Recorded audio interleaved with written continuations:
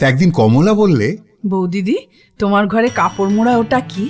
শ্রীপতির বউ বললে, ওটা এসরাজ। বাজাতে জানো বৌদি? একটুখানি অমনি জানি ভাই, কিন্তু একদিন ওকে বার পর্যন্ত করিনি। কেন জানো? গায়ে ঘরে কে কি হয়তো মনে করবে। শান্তি বললে, নিজের বাড়ি বসে বাজাবে, কে কি মনে করবে? একটু বাজিয়ে শোনাও না বৌদি। একটু পরে রায়গিন্নি ঘাটে যাবার পথে শুনতে পেলেন শ্রীপতির বাড়ির মধ্যে কে বেহালা নাকি বাজাচ্ছে। চমৎকার মিষ্টি, কোনো ভিখিরি গান গাচ্ছে বুঝি। দাঁড়িয়ে দাঁড়িয়ে খানিকক্ষণ শুনে তিনি ঘাটে চলে গেলেন। ঘাটে গিয়ে তিনি মজুমদার বউকে বললেন কথাটা। ওই শ্রীপতির বাড়ি কে একজন বোস্টম এসে বেহালা বাজাচ্ছে শুনে এলাম। কি চমৎকার বাজাচ্ছে দিদি, দুদণ্ড দাঁড়িয়ে শুনতে ইচ্ছে করে।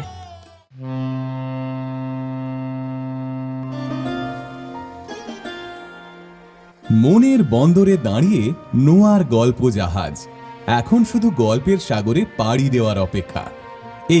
এই ছাড়লো গল্প জাহাজ। উঠে পড়ুন শিগগিরই। রকমারি গল্পের 7 সমুদ্র পেরিয়ে চলুন আমরা যাই অনন্য এক আনন্দ সাগরে। নোয়ার গল্প জাহাজ।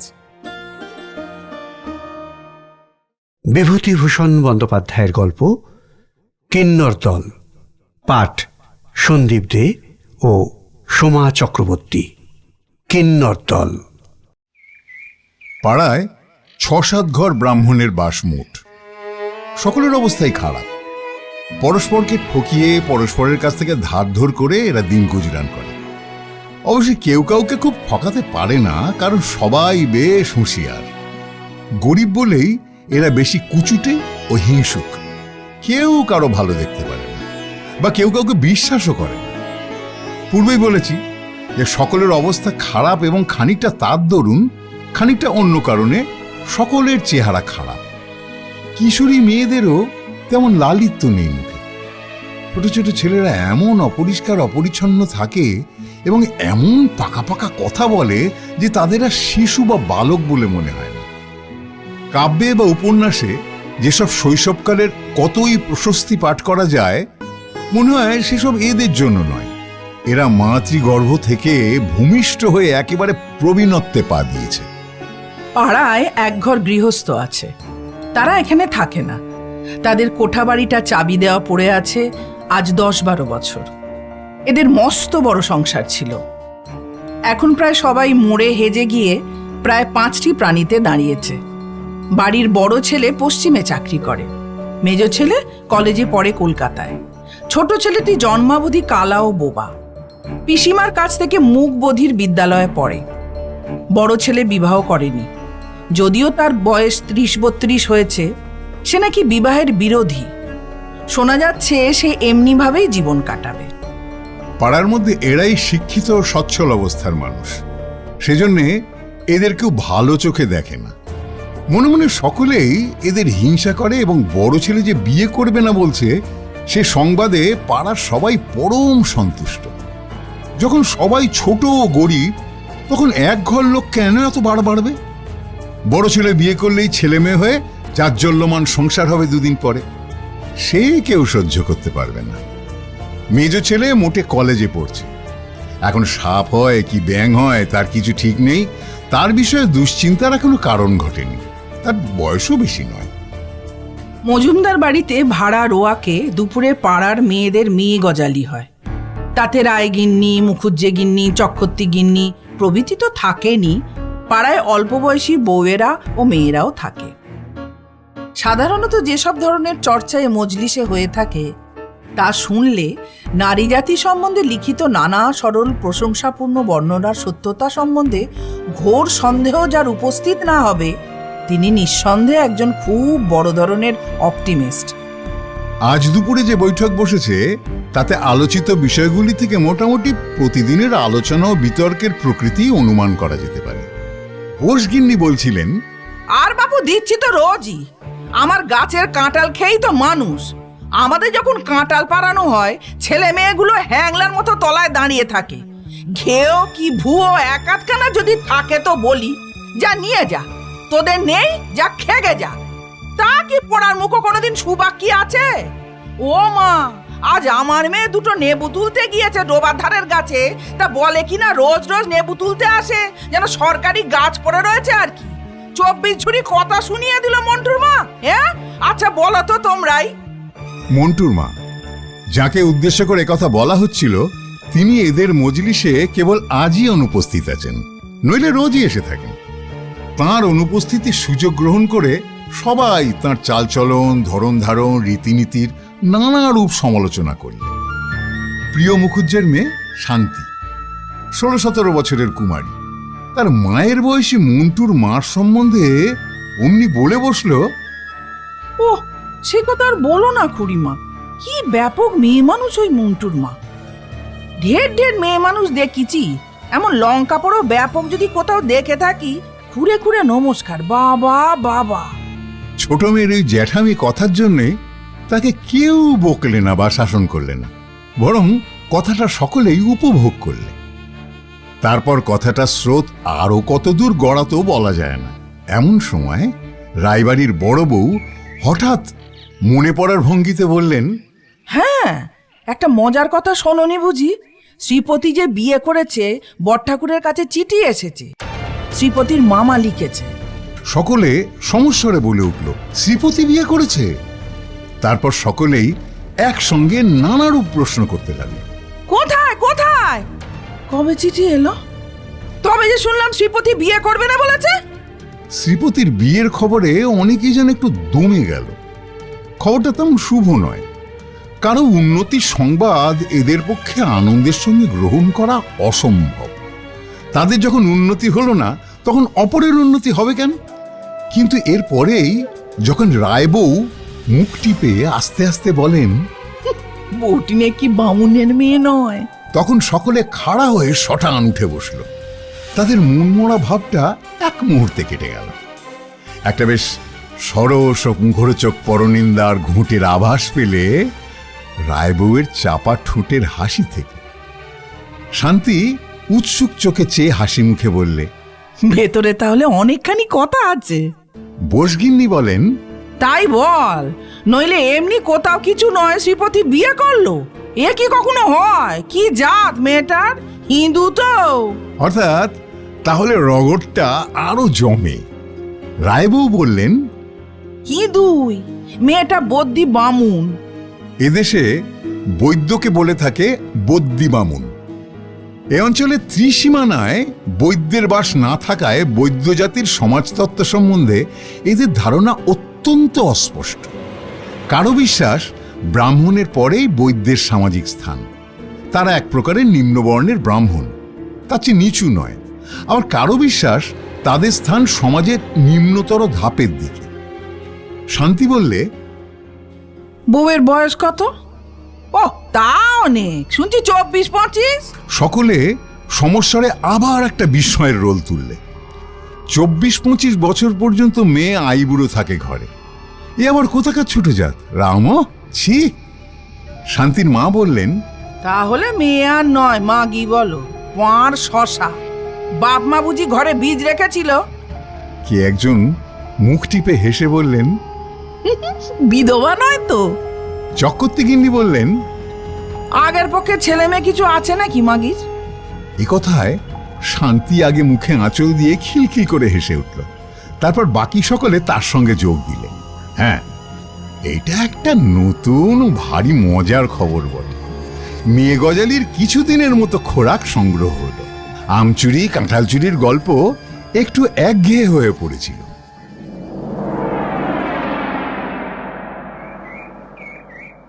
ঠিক পরের দিনই এক অপ্রত্যাশিত ব্যাপার ঘটল। শ্রীপতির মেজ ভাই উমাপতি গাঁয়ে এসে বাড়ির চাবি খুলে লোক লাগিয়ে ঘরদোর পরিষ্কার করতে লাগলো।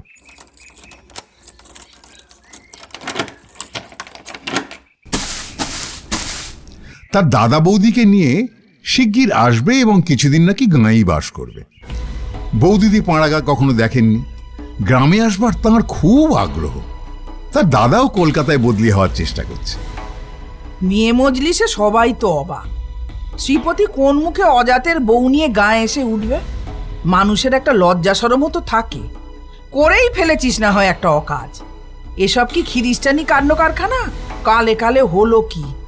আর সে ধিঙ্গি মাগিটারি বা কি ভরসা? ব্রাহ্মণদের মধ্যে ব্রাহ্মণ পাড়ায় বিয়ের বউ সেজে সে কোন সাহসে আসবে? শ্রীপতি অবশ্যই বউ নিয়ে পৈতৃক বাড়িতে আসার বিষয়ে এদের মত জিজ্ঞাসা করেন।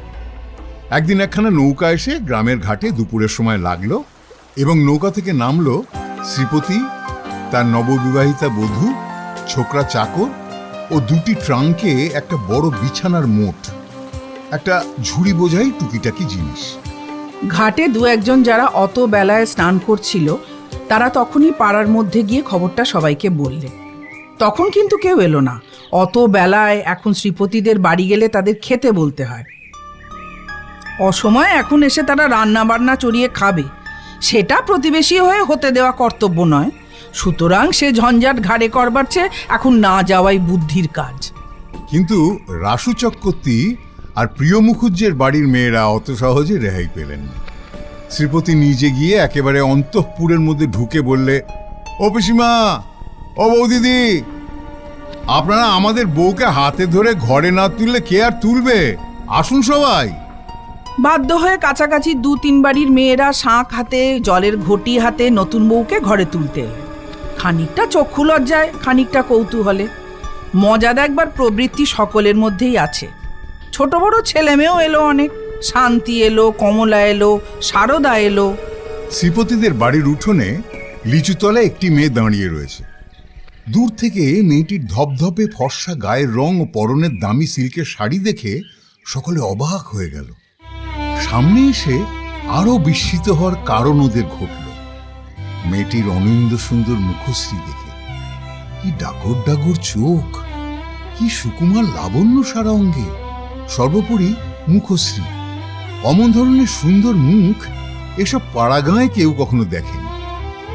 সকলে আশা করেছিল গিয়ে দেখবে কালো কোলো একটা মোটা মতো মাগি আধ ঘোমটা দিয়ে উঠোনের মাঝখানে দাঁড়িয়ে প্যাট প্যাট করে চেয়ে আছে ওদের দিকে। কিন্তু তার পরিবর্তে দেখলো এক নম্রমুখী সুন্দরী তরুণী মূর্তি। মুখখানি এত সুকুমার যে মনে হয় 16-17 বছরের বালিকা। বিকেলে ওপাড়ার নিতাই মুখুজ্জের বউ ঘাটের পথে চক্রবর্তী গিন্নিকে জিজ্ঞেস করলেন, কি দিদি, শ্রীপতির বউ দেখলে নাকি? কেমন দেখতে? চক্রবর্তী গিন্নি বললেন, না, দেখতে বেশ ভালোই। চক্রবর্তী গিন্নির সঙ্গে শান্তি ছিল। সে হাজারক ছেলে মানুষ, ভালো লাগলে পরের প্রশংসার বেলায় সে এখনো কার্পণ্য করতে শেখেনি। সে উচ্ছ্বসিত সুরে বলে উঠল, চমৎকার! খুড়িমা, একবার গিয়ে দেখে আসবেন, সত্যি অদ্ভুত ধরনের ভালো। নিতাই মুখুজ্জের বউ পরের এতখানি প্রশংসা শুনতে অভ্যস্ত ছিলেন না। বুঝতে পারলেন না শান্তি কথাটা ব্যঙ্গের সুরে বলছে না সত্যি বলছে। তা বললেন, কি রকম ভালো? এবার চক্রবর্তী গিন্নি নিজেই বললেন, না, বউ যা ভেবেছিলাম তা নয়। বউটি সত্যি দেখতে ভালো। আর কেনই বা হবে না বলো? শহরের মেয়ে, দিনরাত সাবান ঘষছে, পাউডার ঘষছে। তোমার আমার মতো রাঁধতে হতো, বাসন মাজতে হতো, দেখতাম চেহারার কত জুলুস বজায় রাখে। এই বয়সে তো দূরের কথা, তার বিগত যৌবন দিনেও অজস্র পাউডার সাবান ঘষলেও তিনি যে কখনো শ্রীপতির বউয়ের পায়ের নখের কাছে দাঁড়াতে পারতেন না। চক্রবর্তী গিন্নির সম্বন্ধে শান্তির একথা মনে হলো, কিন্তু সে চুপ করে রইল। বিকেলে এপাড়ার ওপাড়ার মেয়েরা দলে দলে বউ দেখতে এলো। অনেকেই বললে এমন রূপসী মেয়ে তারা কখনো দেখেনি। কেবল হরিচরণ রায় স্ত্রী বললেন, আর বছরে তারকেশ্বর যাওয়ার সময় ব্যান্ডেল স্টেশনে তিনি একটি বউ দেখেছিলেন, সেটি এর চেয়েও রূপসী। মেয়ে মজলিসে পরদিন আলোচনার একমাত্র বিষয় দাঁড়ালো শ্রীপতির বউ। দেখা গেল তার রূপ সম্বন্ধে দুমত নেই সভ্যদের মধ্যে, কিন্তু তার চরিত্র সম্বন্ধে নানা রকম মন্তব্য অবাধে চলছে। ধরন ধারণ যেন কেমন কেমন। অত সাজগোজ কেন রে বাপু? ভালো ঘরের মেয়ে নয়, দেখলেই বোঝা যায়। বাসন মাজতে হলে ও হাত আর বেশি দিন অত সাদাও থাকবে না, নরমও থাকবে না। ঠেলা বুঝবেন পাড়া গাঁয়ের, গলায় নেকলেস ঝুলুতে আমরাও জানি। বেশ একটা ঠেকারে, পাড়া গায়ের মাটিতে যেন গুমড়ে পা পড়ছে না এমনি ভাব। বামুনের ঘরে বিয়ে হয়ে ভাবছে যেন কি, হ্যাঁ তা তো হবেই, বদ্যি বামুনের মেয়ে বামুনের ঘরে এসেছে, ও সাত পুরুষের সৌভাগ্যী না। নববধূর সপক্ষে বললে, কেবল শান্তি ও কমলা। শান্তি ঝাঁঝের সঙ্গে বললে, তোমরা কারো ভালো দেখতে পারো না বাপু? কেন ওসব বলবে একজন ভদ্র ঘরের মেয়ের সম্বন্ধে? কাল বিকেলে আমি গিয়ে কতক্ষণ ছিলাম নতুন বউয়ের কাছে, কোনো ঠেকার নেই, অঙ্কার নেই, চমৎকার মেয়ে। কমলা বললে, আমাদের উঠতে দেয় না কিছুতেই। কত গল্প করলে, খাবার খেতে দিলে, চা করলে, আর খুব সাজগোজ কি করে। সাদাসিধে শাড়ি সেমিজ পরে তো ছিল, তবে খুব ফর্সা কাপড় চোপড়, ময়লা একেবারে দু চোখে দেখতে পারে না। শান্তি বললে, ঘরগুলো এরই মধ্যে কি চমৎকার সাজিয়েছে। আয়না, পিকচার, দোপটি ফুলের তোড়া বেঁধে ফুলদানিতে রেখে দিয়েছে। শ্রীপতিদা বাপের জমে কখনো এমন সাজানো ঘর ধরে বাস করেনি। ভারী ফিটফাট গোছালো বউটি। দিন দুই পরে ডোবার ঘাটে নববধূকে এক রাশ বাসন নিয়ে নামতে দেখে সকলে অবাক হয়ে গেল। চারিদিকে বনে ঘেরা ঝুপসি আধো অন্ধকার ডোবাটা যেন মেয়েটির স্নিগ্ধ রূপের প্রভায় এক মুহূর্তে আলো হয়ে উঠল। একথা যারা তখন ডোবার অন্যান্য ঘাটে ছিল সবাই মনে মনে স্বীকার করলে। দৃশ্যটাও যেন অভিনব ঠেকল সবার কাছে। এমন একটা পচা ইঁদু জঙ্গলে ভরা পাড়া গাঁয়ে ডোবার ঘাটে সাধারণত কালো কালো আধময়লা শাড়ি পরা শ্রীহীনা ঝিবৌ বা ত্রিকালোত্তীর্ণা প্রৌঢ়া বিধবাদের গামছা পরিয়ে তা মূর্তি দেখা যায় বা দেখার আশা করা যায়। সেখানে এমন একটি আধুনিক ছাঁদের খোপা বাঁধা, ফর্সা শাড়ি ব্লাউজ পরা, রূপকথার রাজকুমারীর মতো রূপসী নবযৌবনা বধূ সজনেতলার ঘাটে বসে ছাই দিয়ে নিটোল সুগৌর হাতে বাসন মাজছে, এই দৃশ্যটা খাপ খায় না। সকলের কাছেই এটা খাপ ছাড়া বলে মনে হলো। প্রৌঢ়ারাও ভেবে দেখলেন গত ২০-৩০ বছরের মধ্যে এমন ঘটনা ঘটেনি এই ক্ষুদ্র ডোবার ইতিহাসে। রায়পাড়ার এক প্রৌঢ়া বললেন, আহা, বউ তো নয় যেন পিরতি মেয়ে, কিন্তু অত রূপ নিয়ে কি এই ডোবায় কেউ নামে বাসন মাজতে? না হাতে কখনো ছাই দিয়ে বাসন মাজার অভ্যেস আছে, হাত দেখেই বুঝেছি।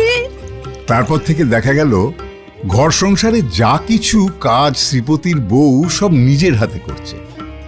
ইতিমধ্যে শ্রীপতির কলকাতায় বদলি হওয়ার খবর আসতে সে চলে গেল বাড়ি থেকে। পাড়ার মেয়েদের মধ্যে শান্তি ও কমলা শ্রীপতির বউয়ের বড় ন্যাওটা হয়ে পড়ল। সকাল নেই, বিকেল নেই, সবসময়ই দেখা যায় শান্তি ও কমলা বসে আছে ওখানে। পাড়াগাঁয়ের গরিব ঘরের মেয়ে, অমন আদর করে কেউ কখনো রোজ রোজ ওদের লুচি হালুয়া খেতে দেয়নি। তা একদিন কমলা বললে, বৌদিদি, তোমার ঘরে কাপড় মোড়া ওটা কি? শ্রীপতির বউ বললে, ওটা এসরাজ। বাজাতে জানো বৌদি? একটুখানি অমনি জানি ভাই, কিন্তু একদিন ওকে বার পর্যন্ত করিনি। কেন জানো? গায়ে ঘরে কে কি হয়তো মনে করবে। শান্তি বললে, নিজের বাড়ি বসে বাজাবে, কে কি মনে করবে? একটু বাজিয়ে শোনাও না বৌদি। একটু পরে রায়গিন্নি ঘাটে যাবার পথে শুনতে পেলেন শ্রীপতির বাড়ির মধ্যে কে বেহালা নাকি বাজাচ্ছে।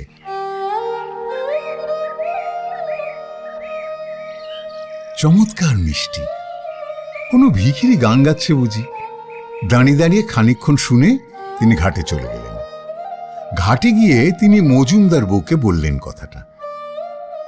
ওই শ্রীপতির বাড়ি কে একজন বোস্টম এসে বেহালা বাজাচ্ছে শুনে এলাম। কি চমৎকার বাজাচ্ছে দিদি, দুদণ্ড দাঁড়িয়ে শুনতে ইচ্ছে করে।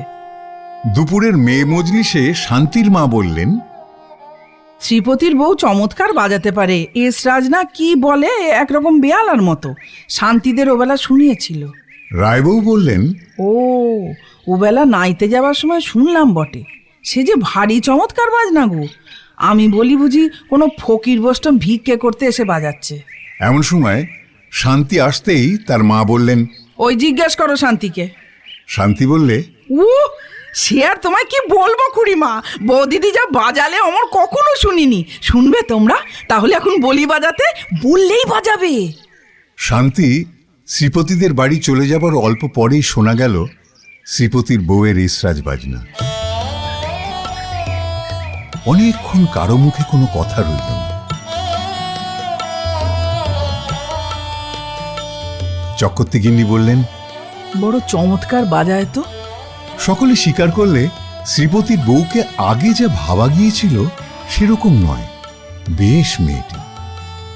এসরাজ বাজনার মধ্যে দিয়ে পাড়ার সকলের সঙ্গে শ্রীপতির বউয়ের সহজভাবে আলাপ পরিচয় জমে উঠল।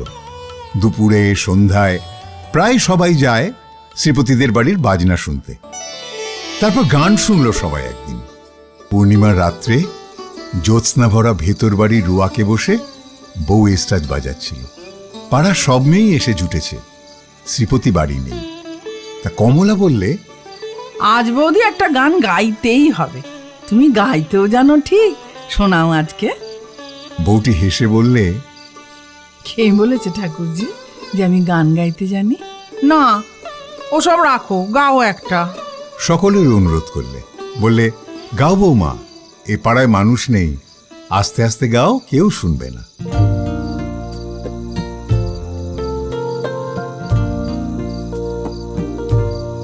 যখন পড়বে না মোর পায়ের চিহ্ন এই বাটে, আমি বাইব না, আমি বাইব না মোর খেয়া তরি এই ঘাটে গো। যখন পড়বে না মোর পায়ের চিহ্ন এই বাটে,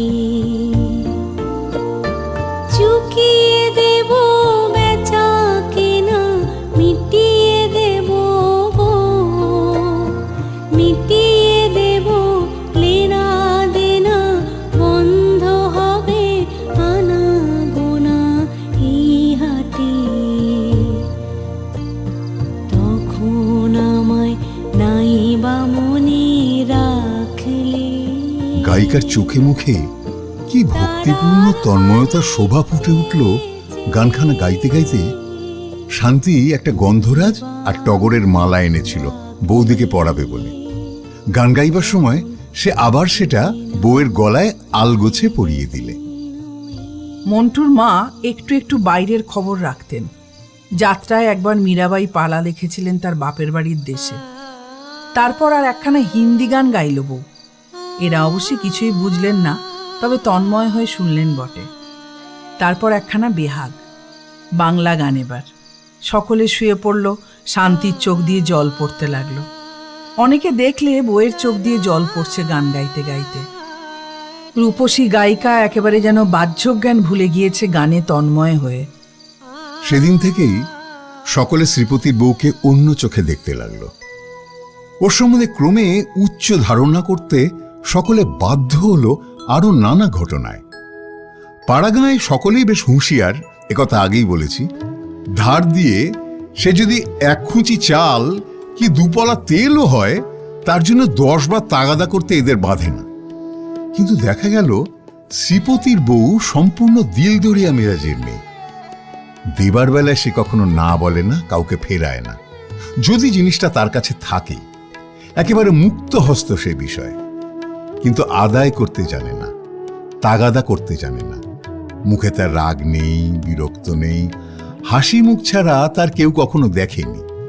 শ্রীপতির বউয়ের আপন পর জ্ঞান নেই, এটাও সবাই দেখলে। পাশের বাড়িতে চক্রবর্তী গিন্নি বিধবা। একাদশীর দিন দুপুরে তিনি নিজের ঘরে মাদুর পেতে শুয়ে আছেন। শ্রীপতির বউ এক বাটি তেল নিয়ে এসে তার পায়ে মালিশ করতে বসে গেল, যেন ও তার নিজের ছেলের বউ। চক্রবর্তী গিন্নি একটু অবাক হলেন প্রথমটা। পাড়া গায়ে এরকম কেউ করে না, নিজের ছেলের বউই করে না তো অপরের বউ। এসো এসো মা আমার, এসো। থাক থাক, তেল মালিশ আবার কেন মা? তোমায় ওসব করতে হবে না, পাগলি মেয়ে। এই পাগলি মেয়েটি কিন্তু শুনলে না। সে জোর করেই বসে গেল তেল মালিশ করতে। মাথার চুল এসে অগোছালোভাবে উড়ে পড়ছে মুখে। সুগৌর মুখে অতিরিক্ত গরমে ও শ্রমে কিছু কিছু ঘাম দেখা দিয়েছে। চক্রবর্তী গিন্নি এই সুন্দরী বউটির মুখ থেকে চোখ যেন অন্যদিকে ফেরাতেই পারলেন না। বড় স্নেহ হল এই আপন পর জ্ঞানহারা মেয়েটার ওপর। ইতিমধ্যে কমলার বিয়ে হয়ে গেল।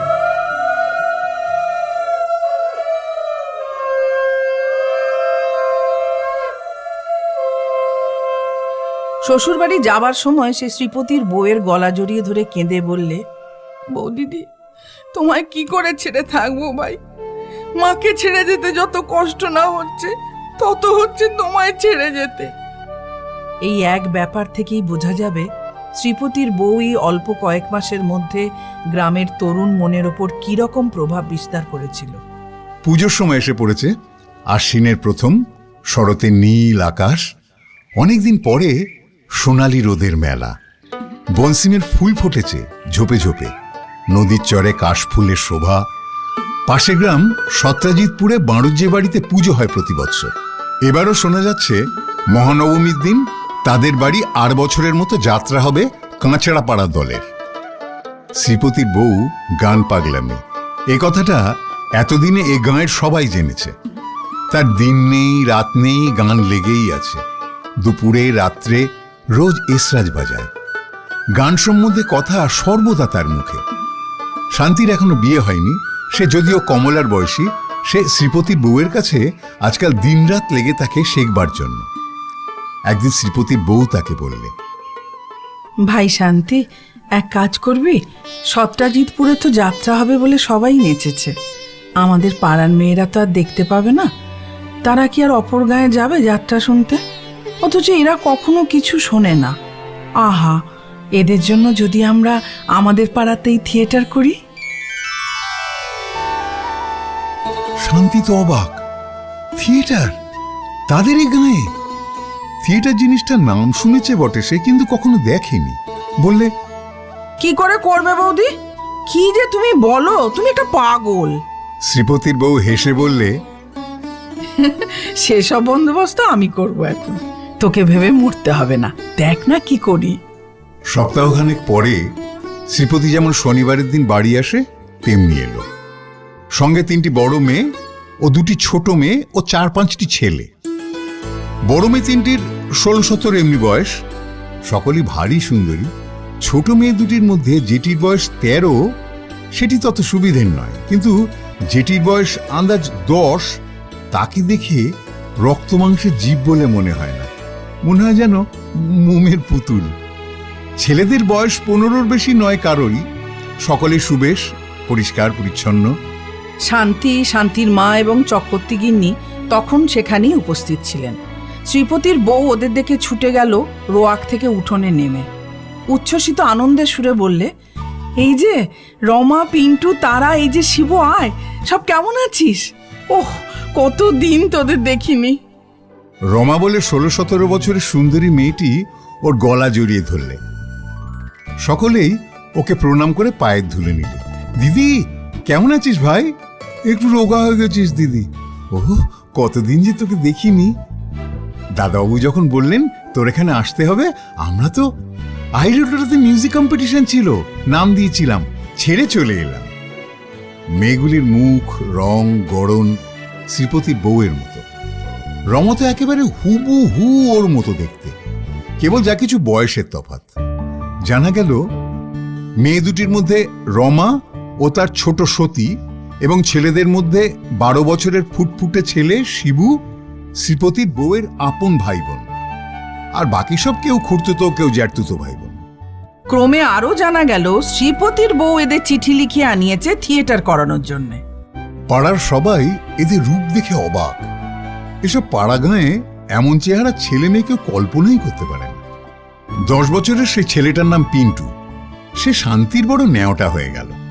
সে আবার একটা সাঁতার দেওয়া নীল রঙের পোশাক এনেছে। সিক্ত নীল পোশাকে সুগৌর দেহে সে যখন নদীর ঘাটে স্নান করে উঠে দাঁড়ায়, তখন ঘাট শুদ্ধ মেয়েরা, বোসগিন্নি, মন্টুর মা, শান্তির মা, মজুমদার গিন্নি ওর দিকে হাঁ করে চেয়ে থাকেন।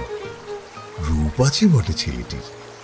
শান্তি দস্তুর মতো গর্ব অনুভব করে যখন পিন্টু অনুযোগ করে বলে, আহ শান্তিদি, আসুন না উঠে, ভিজে কাপড়ে কতক্ষণ দাঁড়িয়ে থাকবো, আসুন বাড়ি যাই। পুজো এসে পড়ল। এ গাঁয়ে কোনো উৎসব নেই পুজোয়। গরিবদের গাঁয়ে পুজো কে করবে? দূর থেকে সত্রাজিৎপুরের বাঁড়ুজ্যে বাড়ির ঢাক শুনেই গাঁয়ের মেয়েরা সন্তুষ্ট হয়।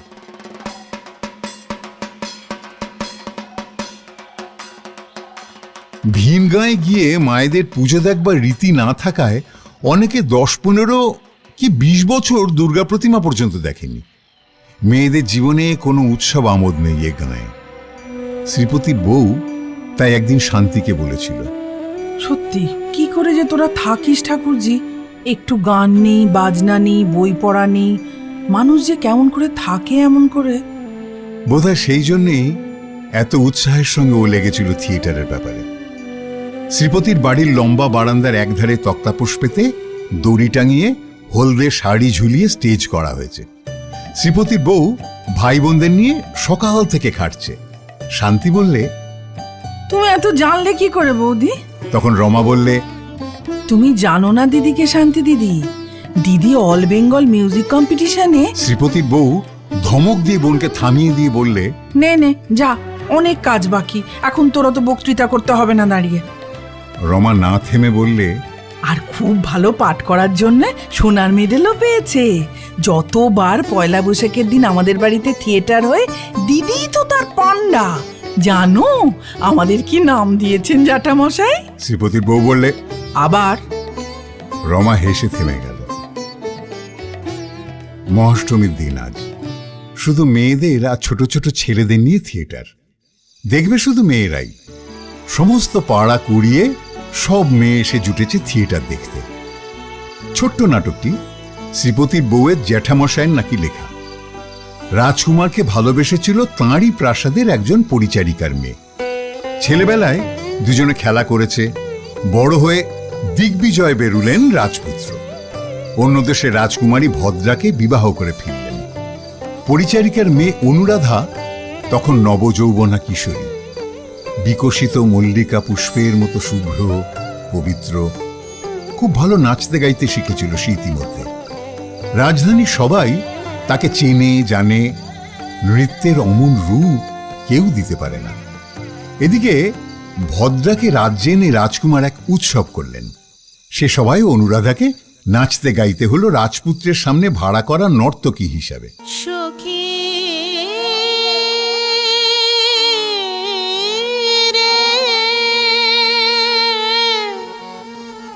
আমি যদি মরে যাই, এই দেহ যেন তোরা পোড়াস না, না পোড়ায় রাধাঙ্গ, না ভাষায় জলে, মরিলে তুলিয়া রেখো তমালের ডালে। তার বুক ফেটে যাচ্ছে, অথচ সে একটা কথাও বললে না। নৃত্যের মধ্যে দিয়ে, সঙ্গীতের মধ্যে দিয়ে জীবনের ব্যর্থ প্রেমের বেদনা সে নিবেদন করলে প্রিয়ের উদ্দেশ্যে। তারপর কাউকে কিছু না বলে দেশ ছেড়ে পরদিন একা কোথায় নিরুদ্দেশ হয়ে গেল। শ্রীপতির বউ অনুরাধা, রমা, ভদ্রা ওর অন্য ভাই বোনেরাও অভিনয় করলেন। শ্রীপতির বউ বেশভূষায়, রূপে, গলে দোদুল্যমান জুঁই ফুলের মালায় যেন প্রাচীন যুগের রূপকথা রাজকুমারী। রমাও তাই।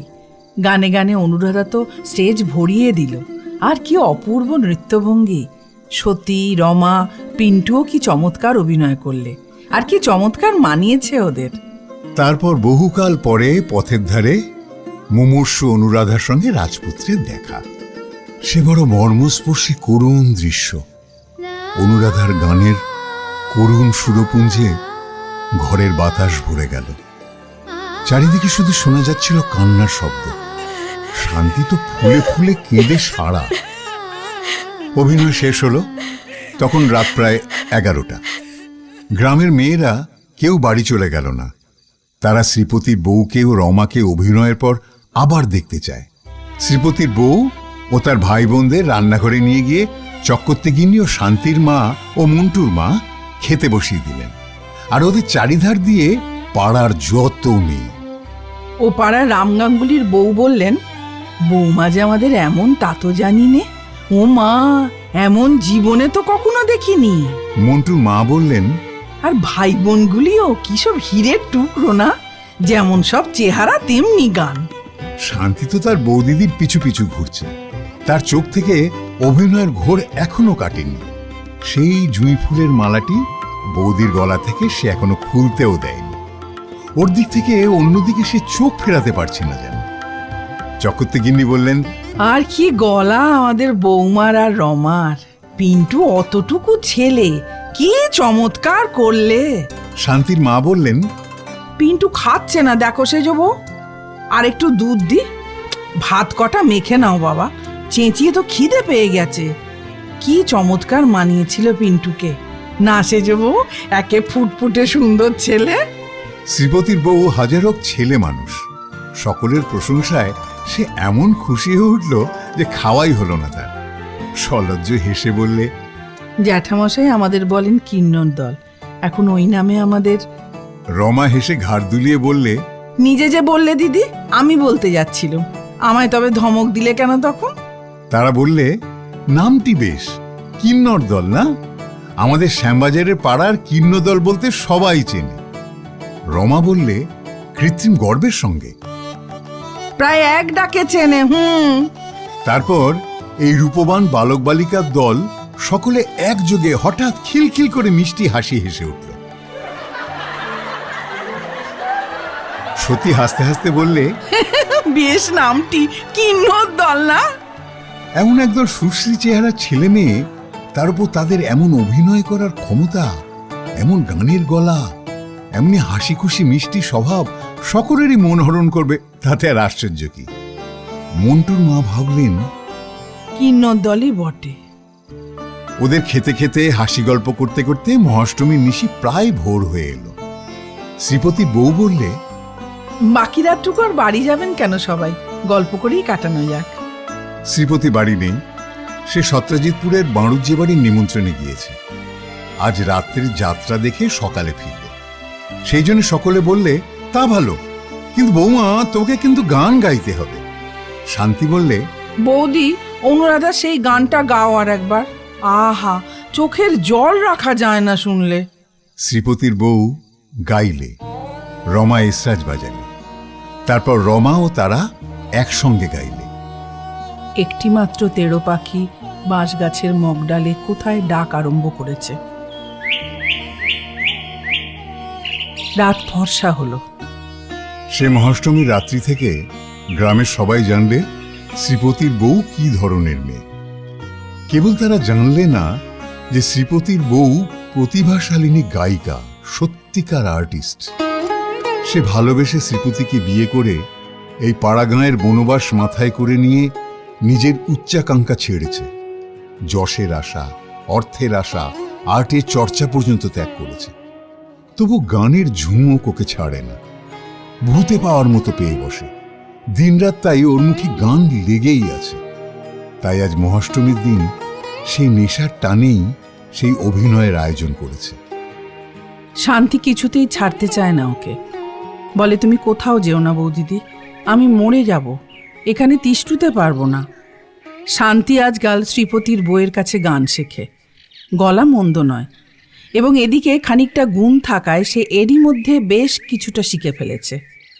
কিছু কিছু বাজাতেও শিখেছে। গান বাজনায় আজকাল তার ভারী উৎসাহ।